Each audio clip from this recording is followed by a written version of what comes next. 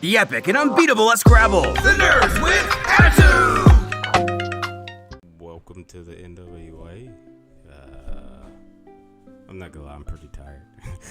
But we got our first reaction from I say we, only one person's seen the Venom movie, and that's Isaac, OldHunterRage. Two people have seen it. Oh yeah, JR, but he don't count. He's not here, so he doesn't count. Yeah. Well, you'll get that video later on. Maybe. I don't know. So this is gonna be straight up spoilers. So like if you ain't seen the movie, so don't watch this. It should be spoilers in the title and everything like that, but don't watch this. I mean, I will ask Isaac a series of questions and Yes. and he will give me answers, and then so if you're asking why though, if you put it in the comments down below, like why is he doing this and he ain't seen the movie, because I don't care. I'm not gonna see He it. don't care. I don't care, and I'm not gonna see it, so it's just that. And how do we spell that, kids? In the form of curmudgeon. I believe it starts with a C. So I will just start off. Did you enjoy the movie? Did you like it? I did. It was great. For those listening, I'm a massive Venom fan. I love me some Venom. And I was quite afraid that they couldn't do Venom by himself. And I was wrong. Even though the first movie's like half the movie's fantastic, and the first half without Venom's this one was vastly better than the first one. I'll say that for sure. So would you recommend it to go watch? Yes. Go see it. I don't even know what to tell you people. Just go. Was this being streamed anywhere? No, this was a theater only thing. Okay. So I was gonna add. My next question was like, do you regret going to the theater, or was this like a stream type movie you should watch? Well, I will say like going to the theater was also a big deal because we saw they were showing the trailers beforehand, and they showed the N.W.A Home trailer, and this was the first time I saw that trailer in theaters, and it was on IMAX, by the way. It was dope, and it set just the right mood for the movie, and it was loud. The people around us were cheering. It was great. We had a good time. Okay. I still need to see Shang-Chi, in all honesty. I might just... Look, I'll go see that. I'll go see that with you too. I don't care how many times. I might wait until it hits Disney Plus. I don't want to go outside. Anyway. It hits that, just for those listening and wondering, Shang-Chi hits Disney Plus, I believe, in November, if I remember correctly. Well, okay, I might have to go to the movie then. Damn it. I can't wait that long. Yes, you can. So now we're about to get in spoilers and all that junk. So like, if Carnage become Carnage, does Venom have a baby or something like that? So it's quite disgusting, which I wish this movie was rated R, because this movie was already pushing the edge of PG-13 with how gross it was. Basically, Eddie Brock screws over Cletus Cassidy, and they do a good job of making Cletus, they're like, he's obviously a psychopath and a serial killer, but he wants sympathy from people, and it's just like, why would you in your right mind give this man your sympathy? But he just really wants it, which totally plays into him being a psychopath. So he's getting ready to be put to death by lethal injection, and he's sitting in his cell, and you know how they give death row inmates like their last requests or whatever. his last request was he wants to talk to Eddie. So Eddie comes in and he's like, what the fuck do you want? Pretty much. And Cletus spins him this whole story about how Eddie screwed him over. And Eddie's like, saying, dude, I don't know what you want from me. You're definitely not getting my sympathy. You're a raging psychopath, a serial killer. You're better off dead, all that kind of shit. And then Cletus started to get into his head, talking about some of Eddie's, like, past life that Cletus knows somehow. I'm sure Cletus has done his research, because he after the first movie, he got obsessed with Eddie. So he starts making him over. So what he did was, at the beginning of the movie, they start the whole movie with, Cletus's whole story is like he's a serial killer, and he tells Eddie, look, if you put this certain thing in the newspaper for me, I will give you all the information that leads up to, or that leads the police to the bodies of the victims I've killed. Because they know he's killed a ton of people, they just can't find their bodies to identify them and everything. So they need to get it out of him before they put him to death. And they're like, Eddie could probably do it. So he tells Eddie to put this like poem in the newspaper that's directly talking to Shriek. I'm pretty sure that's her name. That's her like villain name. The Screamy Girl, Banshee. I don't know what we want to call her.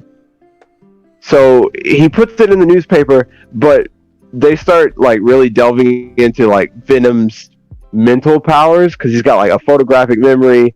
He makes Eddie draw incredibly well, and I was fucking jealous of that shit, because I was like, that would make my job so much easier. So he tells Eddie to put this thing in the newspaper. As Eddie's leaving, he looks in Cletus's cell, and Cletus has like drawn all over the walls. And one thing he's drawn was this landscape, and Venom locked onto that. And when they got home, Venom was like, dude, get me a piece of paper and 2 pens. I got something to show you. And he starts drawing the entirety of everything he saw on Cletus's cell wall. And Eddie's like, I don't get what any of this is. And Venom's like, fuck, dude. And he goes, all right, just look at this one. And he draws the landscape that he saw. And Eddie's like, this kind of looks familiar. So he searches a place on Google that's in I think it's like Rodeo Beach in California or something like that. And it's got this exact landscape to it. And that leads the FBI to the bodies that Cletus killed. Oh, so Venom figured out where the bodies were, basically. Yeah, And before Cletus could tell him, and Cletus feels some type of way about that. okay, I told you, he's a psychopath. so they basically are turning Cletus into Eddie from the comics anyway. Why Eddie hates Spider-Man. Yeah, sort of. Yeah, actually. Yeah, that makes sense. Like I said, I gave this movie a 4 because I do feel like this movie has some flaws, and we'll get into those. But so all that leading up to he's getting ready to be put to death, and he starts getting into Eddie's head, talking about his family life, and Venom feels some type of way about it, and he makes Eddie lash out at Cletus, and he makes him get real close to the bars, and Cletus grabs him by the arm and bites him, and he takes like a chunk out of his arm, right? Of course, he just does this because he's fucking crazy. But at the moment he does it, Cletus stands back and he looks at him, he's like, Eddie, I have tasted human blood in my lifetime, and that's not human blood. And then you realize that some of the blood on him is moving, and then he's got a little bit of the symbiote in him that turns him into Carnage. That's Boy, the stupidest way to turn him into Carnage. it's like they could have done it a better way, and it feels like a lot of this movie. This is a problem with it. The pacing in the movie is so bad because it's such a fast movie, and it's only an hour and a half, and it feels like they cut out so much stuff just to get it out. That's just like, it feels like it's very studio note heavy, if you know what I mean. Like they're like, all right, we need to cut this out, put more action in there. Plus the action is all shaky cam. Holy shit. Like, why? But it was just like, y'all could have done this a little bit better. But as I was watching, I was like, well, I'll just accept it. It's fine. Because what followed, him turning into Carnage for the first time, because they tried to do the lethal injection, right? You know, he had the IV in his arm and everything, and you see the liquid start to go into him, and you see him start to fade out, but then the liquid starts to run back up through the tube, and you see the red symbiote pushing the liquid back through the tube, and I was like, oh, this thing is quite mad. And then he just proceeds to tear through the entire prison, and that part was an absolute joy to watch because he was all over the place. I was really skeptical about how they were going to do Carnage in this movie, and again, if they had done an R rating, it would have been a lot more bloody and like really cool. But for what we got, it was dope because he even does the weird, like, I don't know, I feel like I saw him do this in a video game. He did a tornado move. Like he started spinning in place really fast and caused like a maelstrom and caught somebody in it and bit their head off and then left in the tornado. I was like, okay, that's Marvel versus Capcom much? Cool. Yeah, that's how Cletus became Carnage. It's not great, but you know, it got the job done, I guess. That is by far the worst way to become Carnage. It didn't even. Okay, whatever. The end credit scene. I'm gonna just jump straight to this. How many end credits is it? It was just one. And you see Spider-Man? You see Tom Holland in it, or? Oh yeah, he was on the TV. Unmasked and everything. Oh, he was on the TV. Like Tom Holland itself, he was just on the TV, or was he talking? Did he have speaking lines? No, he didn't have any speaking lines. It was Tom Holland. He was in suit as Spider-Man. He had his Far From Home suit on, and it was J. Jonah Jameson like doing the newscast that you see at the end of Far From Home, because he's talking about Spider-Man being Peter Parker and being public enemy #1, pretty much. So this happens like right at the end of Far From Home, basically. Yeah, which I assume it's supposed to coincide with whatever Loki does and whatever Wanda did, because whatever they were doing, you know, started to mess with the multiverse, because this is how that scene played out. Venom and Eddie, at the end of the movie, after all the shit went down, Eddie was like, you know what? They keep throwing out the word or the title Lethal Protector, which is what they were, you know, what they've been going for. And Eddie's like, yeah, you know what? I guess we should do that. And Venom's like, really? You mean it? And then they go on vacation for a little while before they do this thing. So they're sitting on a beach, and then the end credit scene happens. They're sitting in the room, and Eddie and Venom are just talking, and Eddie's like, so how are you able to do all this this stuff, you know, the drawing and like photographic memory and everything? And Venom's like, well, you know, the symbiotes are connected through like a hive mind type of thing. So okay, so that's good, I guess. Yeah, he's like, Noel. I was thinking about Noel. I was like, oh my god, if we get Noel showing up in one of these movies, it's gonna be ridiculous. But he's like, yeah, so the collective knowledge of all the symbiotes resides in, you know, every one of us. And Eddie's like, what kind of knowledge? And then Venom's like, well, do you want to see? And he goes, yeah. And he goes, well, all right, sit back and I'll show you. And as he's getting ready to show him, this bright light, mind you, it's nighttime where they are, right? Outside the window, this bright light happens and it rumbles. Eddie falls off the bed, and as soon as he hits the ground, it's daytime outside. And he's like, what the fuck? Venom, was that you? And Venom was like, no, I didn't do that shit. And then they look at the TV, and the newscast starts about Peter Parker being, a mass murderer. So they weren't in the Marvel Cinematic Universe, and then whatever happened, whoever did threw them into it. It was either Wanda or Loki did that, and now they're in the universe. Yeah. Okay, that makes sense then.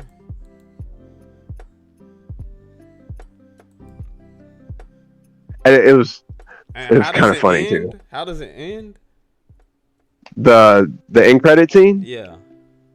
So they're looking at the newscast, and then Peter pops up on the screen. Tom Holland in his suit. He's got no mask on, and he's just he looks. You know how Tom Holland looks when he's confused? He looked like that. And Venom looks at him and he goes, "Oh, this kid." And he turns into Venom and licks the screen, which obviously I was like, oh, okay, that's creepy, but I like where this is going. And then this guy comes out of the bathroom and he's like, what the fuck are you guys doing in my room? And Eddie's like, I don't know, honestly. And then that was the end of the end credit scene, which then a bunch of people started cheering in our theater, and I was one of them. Once I wiped away my tears, I was quite happy. How does Carnage get defeated? Did any other symbiote show up? Like, I don't know, or did they like kind of reference anybody, or I don't know, like Toxin? That's what I'm trying to get at. Did the cop who is Toxin, did he show up? Is his name Detective Mulligan? I don't think so. Well, either way, there was a cop, and his eyes were glowing blue at the end. He, yeah. Because I had to look it up. I was confused. Because there's the whole part where... Because he, the detective is, like, interwoven into the story because... A long time ago, when they were taking Shriek to Ravencroft, which you go into Ravencroft like 3 times during this movie. It was awesome. He's taking her to Ravencroft, and she flips the van, with her scream, and it makes him go deaf. Yes. And he shoots her in the head. Was his first name Patrick? Yes. Yeah, then that's Toxic. That's Toxin. Okay, so he's gonna be Toxin. His eyes. He got a little. Did he get his symbiote from Carnage? It got it from Carnage, because that's what Toxin is. Toxin is Carnage's kid. Because the way it was Cletus took him captive to bring as a quote unquote wedding gift to he and Shriek's wedding, because that was their whole deal, and he brought the cop because. The cop thinks he killed Shriek a long time ago, and Shriek is still alive, obviously. So she wants to kill him because she lost an eye because of that shit. But yeah, I think she lost an eye. I don't know. That part was kind of fishy because he totally shot her in the eye, and it must have been, maybe it was a glass eye that she had in. Anyway, so he was present, and there was a point where Carnage was leaving some of his shit everywhere, because the way Carnage would move everywhere, he was leaving traces of symbiotes everywhere. It was disgusting. And I know some of it got onto Mulligan, and by the end his eyes were starting to glow blue and change and stuff. So I had to look it up, and it was like, yeah, he's gonna be toxic. I was like, all right, cool. Yeah, I mean that his Mulligan is the last name because Mulligan is the last name of the person who co-created Toxin. Oh, okay. Oh, that's nice. I didn't know that. Yeah, I guess that's cool. I guess that we might see Toxin. Do you think this is gonna be the third one? Oh yeah, absolutely. And the third one, who was it? Andy Serkis, the director of this movie. He's been talking up. We're getting a Spider-Man versus Venom movie soon, probably after No Way Home. But we're getting those two are going to fight in a movie soon. Why? So I assume 3 is going to be that. Why? What do you mean why? I live for it. All I want is black suit Spider-Man. Anything extra is fine. I mean, that's. I mean, Black Suit Spider-Man is cool. I want that too, but like, I'm asking why because like, the way they set it out and everything, there's no reason for them to fight. Like literally, no reason. Especially how they have Venom how they're doing Venom right now. Making them delete the protector and everything. There's legitimately no reason for them to fight. Well, yeah, that like I understand that too, because I was thinking that like if he's a good guy, shouldn't he be working with Spider-Man or something like that? But I guess we'll see. Like I don't know if this means Venom is gonna have some kind of role in No Way Home, because we don't know how that movie's gonna play out. Or if he's just going to be, if there's going to be something, that turns Venom against Spider-Man. Because really all it has to be is Venom turning against Spider-Man. It doesn't have to be Eddie hating him. But it would be fun for it. I couldn't even see Tom Hardy hating Tom Holland like that. That'd be weird. I think if they do it, they'd probably pull in Null. That's the only way I think that they'll be able to do it correctly. Because if they pull in Null, then Null can control Venom, and then we'll get that Venom versus Spider-Man. But like, I still won't think it feel earned. How did they beat Carnage?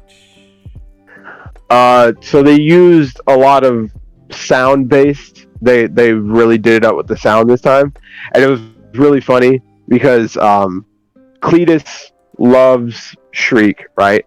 Carnage doesn't give a fuck about her.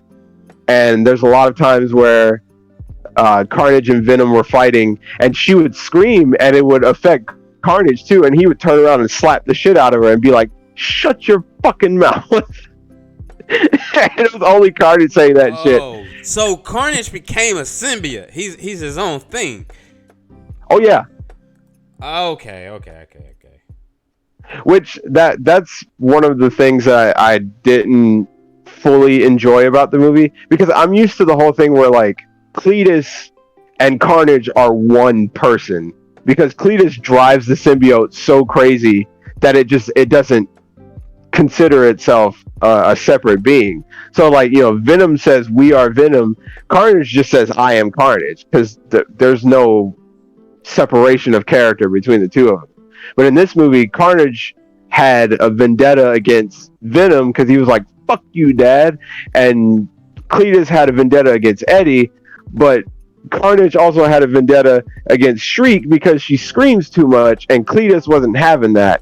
So there was a lot of points. Like a big point of the fight was like, Eddie and Venom are symbiotic and fighting together, whereas Carnage and Cletus keep pulling against each other at some points when it comes to Shriek. So Eddie was like, "I got it." So they get the bell thing and get them separated, and then I'm pretty sure Venom just straight up eats Carnage, and I didn't know that was possible.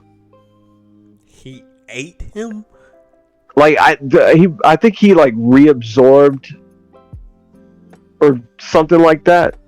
I assume that's how it works with symbiotes. And whatever it was, he grabbed the red one and chomped on it, and then it just like went back into him. Like, and then he picks up Cletus, and Cletus tries to give us a sob story. And this is where we get, like I said, this is a PG-13 movie. We are only allowed one F word in the whole movie, and they did it at the perfect time, I would say, because Venom's holding up Cletus, and his face opens, so you see Eddie, and Cletus is like, "You know why I was doing all this, right, Eddie?" And this plays into his being a psychopath again. He's like, "All I wanted was your friendship," and Eddie was like, "No, you didn't.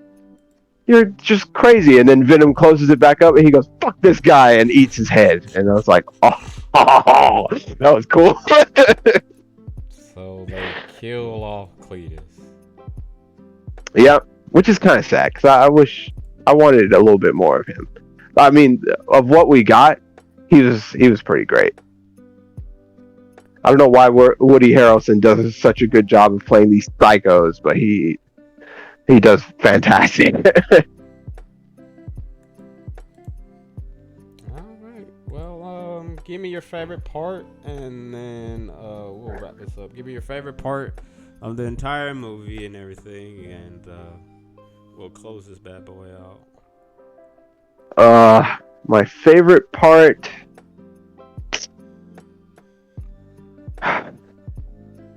It's either Carnage's first, when he first shows up, and his like prison massacre is dope, or I love the section where I didn't tell you this part, but Venom completely separates from Eddie for some part of this movie because they basically break up, and I felt that part way too hard. They break up during the movie, and he's like, "Fuck you, Eddie," and he leaves and starts jumping from person to person, which ends up killing like 3 people because they can't handle a symbiote being in them, So there's a part where names? Did you get any of names? other symbiotes? Well, no. Did you get any names of the people he was jumping to? No, they were just random people, I'm pretty sure. But he jumped into this one dude and went to a rave party where everybody was in costume, and people thought he was in a costume, and he was soaking it up. And he was like that drunk, it's like that drunk girl who just broke up with her boyfriend who was very toxic to her. And he gets up on stage and he's like, "Eddie was wrong about me, man." And everybody was like, "Yeah," cheering him on and everything. And he like drops the mic at the end of it, and you see the symbiote freak out just a tiny bit because of the feedback. And then he like slumps against the wall because his host is starting to not be good anymore. But I just felt like that part was good, like, what do they call it? Catharsis.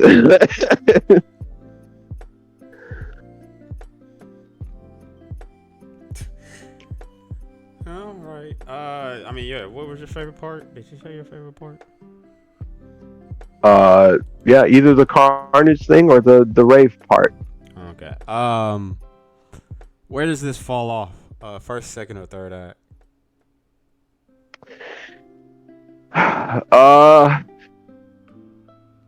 If anything, it was already kind of down in the first act, and then once Carnage shows up in the second act, the movie definitely picks up from there. It's definitely like the first movie was, where it was already kind of weird from the beginning, and it only picks up once Venom shows up.